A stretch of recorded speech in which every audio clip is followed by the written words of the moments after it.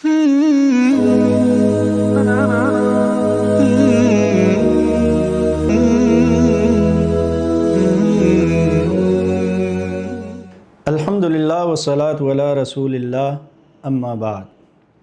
تمام تعریفیں اللہ سبحانہ و تعالیٰ کے لیے جس نے اپنا زندہ کلام نازل کیا، جس نے انسان کو اندھیروں سے نکال کر روشنیوں کا سفر عطا کیا۔ آج آپ کی خدمت میں دوسرے پارے کا خلاصہ لے کر حاضر خدمت ہوں، اس امید کے ساتھ کہ میں اور آپ اپنی زندگیوں میں اس پیغام کو لانے کی پوری کوشش کریں گے۔ اللہ جل شانہ نے بعض جگہوں کو بڑی فضیلت عطا فرمائی، بعض جگہوں کو بڑی حکمتوں اور برکتوں اور رحمتوں سے مالا مال فرمایا۔ انہی میں سے بیت المقدس بھی وہ جگہ خاص ہے، اور بیت اللہ جہاں آج کل طواف کیا جاتا ہے، سب لوگ حج کرنے جاتے ہیں، یہ بھی بڑی رحمت اور برکت والی جگہ ہے۔ چونکہ جو یہود تھے ان کا قبلہ وہ بیت المقدس تھا، تو اللہ جل شانہ نے مسلمانوں کو بھی حکم دیا کہ جب مدینہ ہجرت کے بعد اللہ کے نبی صلی اللہ علیہ وسلم کو حکم دیا گیا تو 16 یا 17 مہینے حضور نے بیت المقدس کی طرف رخ کر کے نماز ادا کی۔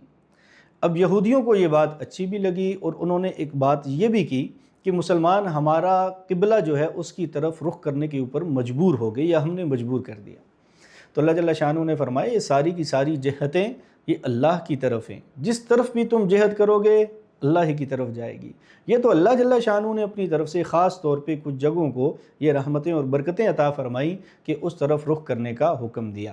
تو بہرکیف اللہ کے نبی صلی اللہ علیہ وسلم کی دلی منشا یہی تھی کہ ابراہیم علیہ السلام نے جس بیت اللہ کو تعمیر فرمایا، اسماعیل علیہ السلام نے خدمت کی، ابراہیم علیہ السلام نے اس کو آباد فرمایا، اس کے لیے دعائیں فرمائیں، تو اللہ کے نبی کی دلی منشا تو یہ تھی، لیکن کبھی بھی حضور نے یہ دل کی منشا زبان پر نہیں لائی تھی۔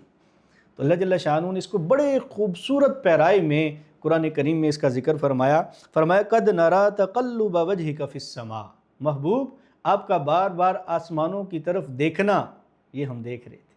یعنی کہ حضور کی دل کی منشا تو تھی، لیکن اللہ کی منشا تو یہ تھی، حکم یہ تھا کہ بیت المقدس کی طرف رخ کیا جائے۔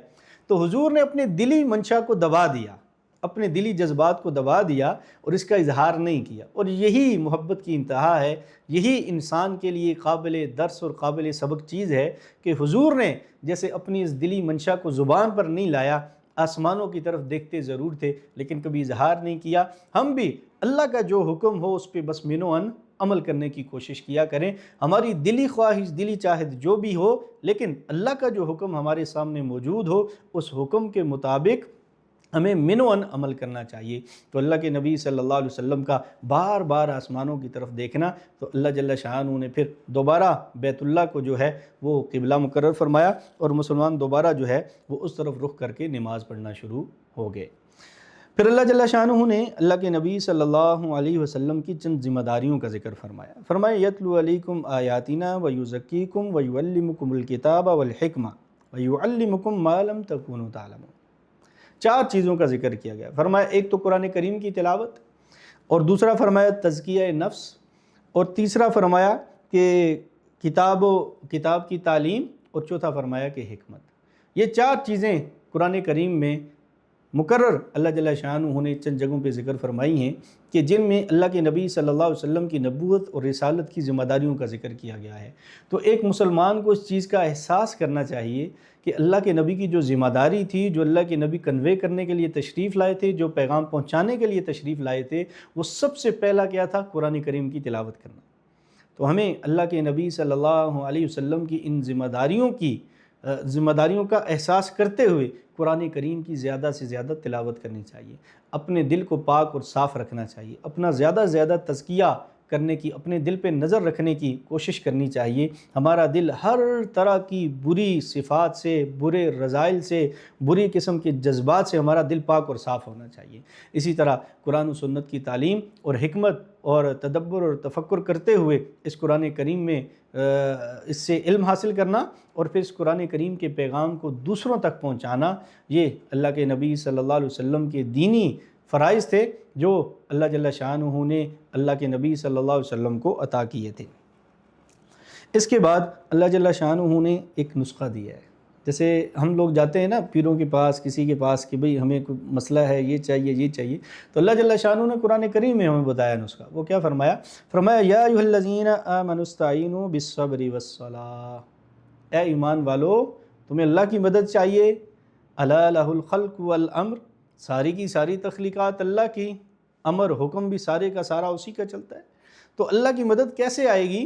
تو اللہ جل شانہ فرماتے ہیں کہ کس سے آئے گی؟ صبر سے اور نماز سے.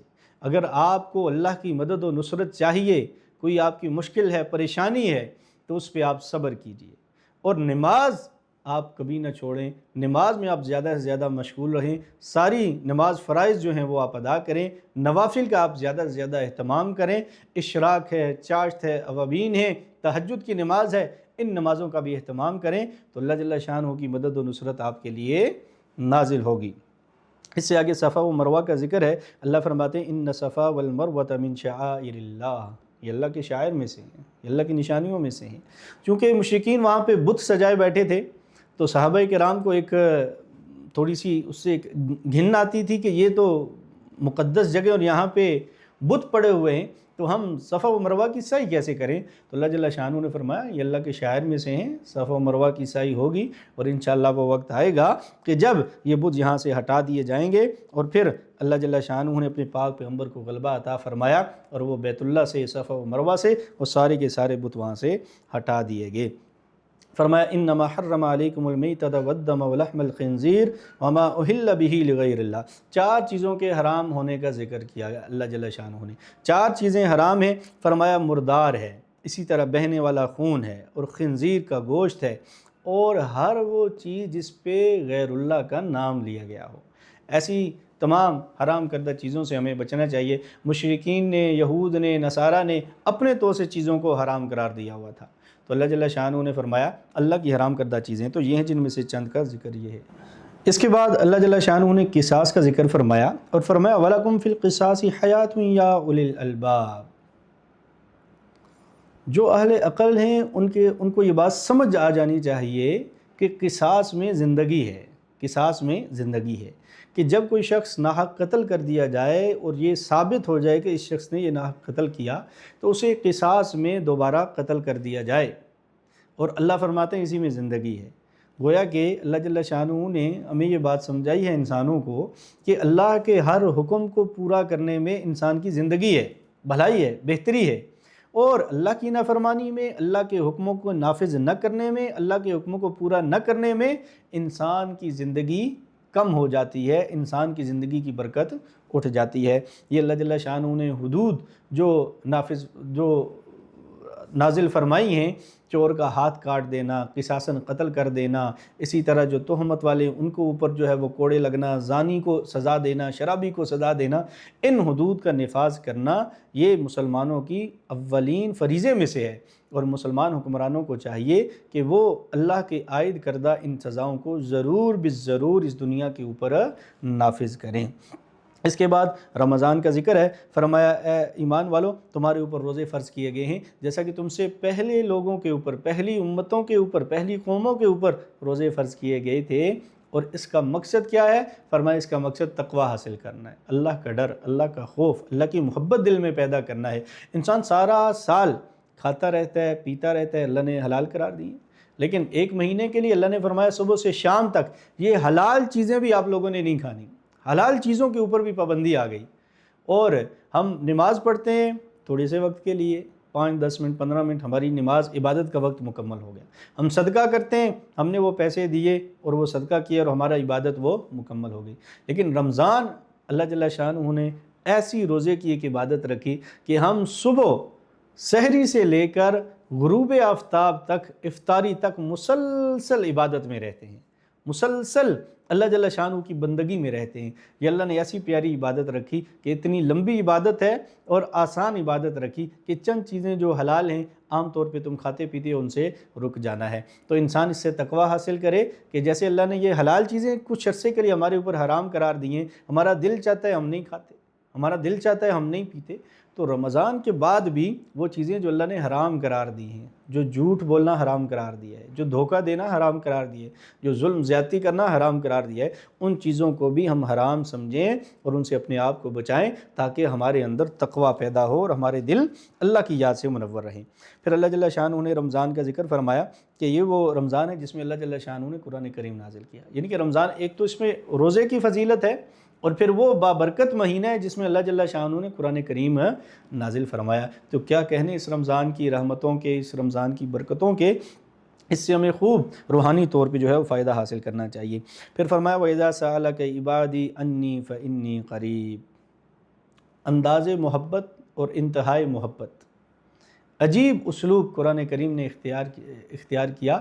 اللہ جل شانہ فرماتے ہیں وَإِذَا سَأَلَكَ عِبَادِي عَنِّي، میرے بندے جب میرے متعلق سوال کریں تو اللہ جل شانہ فرماتے ہیں میرے بندوں کو بتایا کرو، کیا بتایا کرو؟ فَإِنِّي قَرِيب، کہ میں تو اپنے بندوں کے قریب ہوں، جب وہ مجھے پکارتے ہیں میں ان کی پکار کا جواب دیتا ہوں، میں ان کی پکار کا جواب دیتا ہوں۔ وہ مغفرت طلب کرتے ہیں میں ان کو معاف کر دیتا ہوں، وہ اپنے گناہوں کا ذکر کرتے ہیں، شرمندہ ہوتے ہیں، مجھ سے معافی چاہتے ہیں، میں ان کو معاف کر دیتا ہوں، وہ دکھ میں، مصیبت میں، پریشانی میں مجھے پکارتے ہیں، مجھ سے عافیت طلب کرتے ہیں، میں انہیں دکھ، پریشانی، مصیبت سے عافیت عطا کر دیتا ہوں۔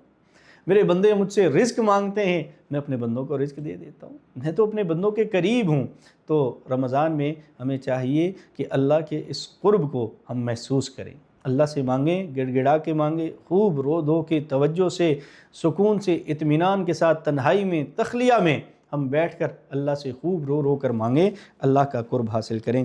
اور فرمایا وَأَنْتُمْ عَاكِفُونَ فِي الْمَسَاجِدِ، اور اسی طرح اعتکاف کا بھی ذکر فرمایا۔ اعتکاف بھی ایک بہت بڑی عبادت ہے، بہت بڑی عبادت ہے۔ انسان سب کچھ چھوڑ چھاڑ کے، دنیا کے سارے کاروبار، ساری ملازمتیں، بیوی بچے، اپنے سارے معمولات ترک کر کے صرف اور صرف اللہ کے گھر میں آ کے بیٹھ جاتا ہے۔ تو اللہ جل شانہ کو یہ عبادت بھی بڑی پسند ہے، اعتکاف کا بھی اہتمام کرنا چاہیے۔ اس سے آگے اللہ جل شانہ نے حج کا ذکر فرمایا الحج اشہر معلومات، یہ تو گنتی کے چند معلوم دن ہیں، یہ ان حج کے دنوں میں، ذی قعدہ ہے، ذی الحج ہے، ان دنوں میں ہم لوگوں کو اہتمام کرنا چاہیے کہ اپنے آپ کو گناہوں سے بچائیں۔ جیسے ہم رمضان کا خیال رکھتے ہیں کہ رمضان مقدس مہینہ ہے اور اس میں ایک بڑی عبادت ہے روزوں کی، اور اس میں اللہ جل شانہ نے قرآن کریم نازل کیا، تو اس میں ہمیں گناہوں سے اپنے آپ کو بچانا چاہیے۔ تو ایسے ہی اس رمضان کے بعد شوال ہے، ذی قعدہ ہے، ذی الحج ہے، تو یہ بھی حج کے مہینے ہیں، ان مہینوں میں بھی ہمیں خاص طور پہ یہ اہتمام کرنا چاہیے کہ اپنے آپ کو گناہوں سے محفوظ رکھیں۔ فرمایا کتب علیکم القتال وہو کرہ لکم وعسی ان تکرہوا شیئا وہو خیر لکم۔ فرمایا یہ جو قتال ہے یہ تھوڑا مشقت طلب کام ہے، تھوڑا مشکل لگتا ہے، لیکن اللہ فرماتے ہیں کہ یہ ہے تو مشکل، لیکن اس میں اللہ نے خیر رکھی ہوئی ہے، بڑی خیر رکھی ہوئی ہے۔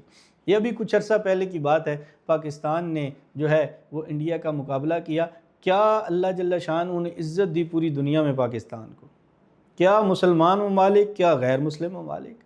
آپ اہل غزہ کو دیکھ لیجئے، تنے تنہا کھڑے ہو گئے، اور ان کے پاس اسباب بھی نہیں تھے، پاکستان کے پاس تو ان کے پاس اسباب بھی نہیں تھے، لیکن جب انہوں نے قتال، جہاد کا علم بلند کیا تو ساری دنیا میں غزہ کا اور فلسطین کا معاملہ اٹھ کھڑا ہوا۔ وہی فلسطین جس کے مقابلے میں اسرائیل کو ہمارے عرب ممالک تسلیم کرنے جا رہے تھے، ہمارے ملک میں باتیں ہونا شروع ہو گئی تھیں کہ ان کو اسرائیل کو تسلیم کر لیا جائے، باقی عرب ممالک بھی تسلیم کر رہے ہیں، وہ مسلمان ہیں تو ہم بھی مسلمان ہیں۔ اللہ جل شانہ نے اس 2 سال کے مختصر سے جہاد کے عرصے میں اللہ جل شانہ نے یہ اہل غزہ کو، اہل فلسطین کو کامیابی عطا فرمائی کہ وہ عرب ممالک جو اس وقت باتیں کر رہے تھے کہ ہم اسرائیل کو تسلیم کریں گے، اب سارے کے سارے فلسطین کے ساتھ کھڑے ہیں اور اسرائیل کے خلاف ہو گئے۔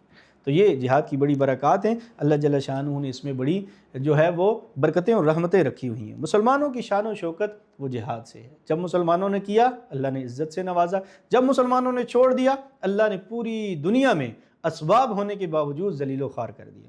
پھر اس سے آگے مرتد کی سزا ذکر کی گئی ہے کہ اگر کوئی شخص مرتد ہو جائے، مسلمان تھا اس نے ارتداد اختیار کر لیا، اللہ اور اس کے رسول کو چھوڑ دیا، اسلام کو چھوڑ دیا، تو اب یہ حکم ہے کہ اس کو سمجھایا جائے، اگر وہ سمجھتا نہیں ہے تو اسے سزا دی جائے۔ مسلمانوں اسلام کے مطابق اس کو سزا دی جائے، اس کو قتل کر دیا جائے، لیکن یہ ریاست کا کام ہے کہ وہ اسے سزا دے گی اور ثابت ہونے کے بعد سزا دی جائے گی۔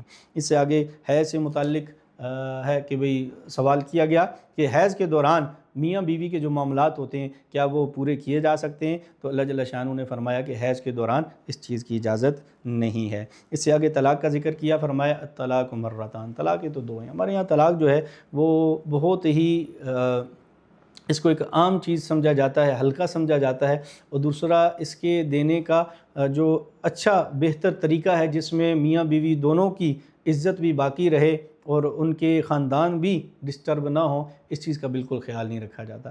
تو طلاق دینی بھی ہو تو ایک دی جائے پھر دوسری دی جائے، دو طلاقیں دینے کے بعد چھوڑ دیا جائے، تاکہ ایک جو معاملہ ہے وہ میاں بیوی کا وہ ایک طریقے سے سنت کے مطابق جو ہے وہ ختم ہو۔ بہرکیف اگر کوئی شخص بیٹھے بیٹھے ایک ہی مجلس میں ایک ہی وقت میں ایک ہی زبان سے 3 طلاقیں بھی دے دے تو وہ 3 واقع ہو جاتی ہیں۔ ایسا نہیں ہوتا کہ 3 طلاق ایک طلاق ہوتی ہے، 3 طلاق 3 طلاق ہی ہوتی ہے۔ اس سے آگے اللہ جل شانہ نے عدت کا ذکر فرمایا کہ وہ لوگ جو مر جاتے ہیں اور پھر ان کی جو بیویاں ہوتی ہیں ان کی 4 ماہ 10 دن کی عدت ہوگی۔ اگر وہ حمل سے ہیں تو وضع حمل ان کی عدت ہوگی۔ اسی طرح اگر کسی عورت کو طلاق ہو جاتی ہے تو 3 ماہ جو ہے وہ اس کی عدت ہوگی، 3 جو اس کے وہ ماہواریاں ہوں گی، حیض ہوں گے، وہ اس کی عدت ہوگی۔ اگر کسی عورت کو حیض نہیں آتا تو پھر اس کے لیے 3 ماہ جو ہے وہ عدت مقرر کی جائے گی۔ اس سے آگے اللہ جل شانہ نے حضرت طالوت علیہ السلام کا ذکر فرمایا۔ طالوت اور جالوت 2 لشکر آمنے سامنے، طالوت علیہ السلام ان کے ساتھ وہ لوگ جو اہل ایمان ہیں، ان کو اللہ جل شانہ نے ایک آزمائش میں مبتلا کیا، فرمایا اس نہر سے پانی نہیں پینا، لیکن لوگوں نے ان میں سے پانی پی لیا، اس آزمائش پہ وہ پورے نہیں اترے، کچھ چند لوگ رہ گئے جنہوں نے پانی اس نہر سے نہیں پیا تھا، اللہ جل شانہ نے ان کو استقامت عطا فرمائی اور وہ کامیاب ہو۔ حالانکہ یہ چھوٹا سا لشکر تھا جو اس آزمائش میں کامیاب ہوئے اور انہوں نے اس نہر سے پانی نہیں پیا تھا، اور انہوں نے جا کے پھر اس کا مقابلہ کیا جالوت کا، تو اللہ جل شانہ نے ان کو کامیابی عطا فرمائی، اور اللہ نے واضح اعلان فرمایا کم من فئۃ قلیلۃ غلبت فئۃ کثیرۃ باذن اللہ۔ کئی ایسے چھوٹے چھوٹے لشکر ہوتے ہیں جو بڑے بڑے کثیر لشکروں کے اوپر فتح پا جاتے ہیں، غالب آ جاتے ہیں۔ اللہ جل شانہ ہمیں بھی ہر آزمائش کے اوپر پورا اترنے کی توفیق عطا فرمائے اور اللہ کے حکموں کے مطابق زندگی گزارنے کی توفیق عطا فرمائے۔ وآخر دعوانا الحمدللہ۔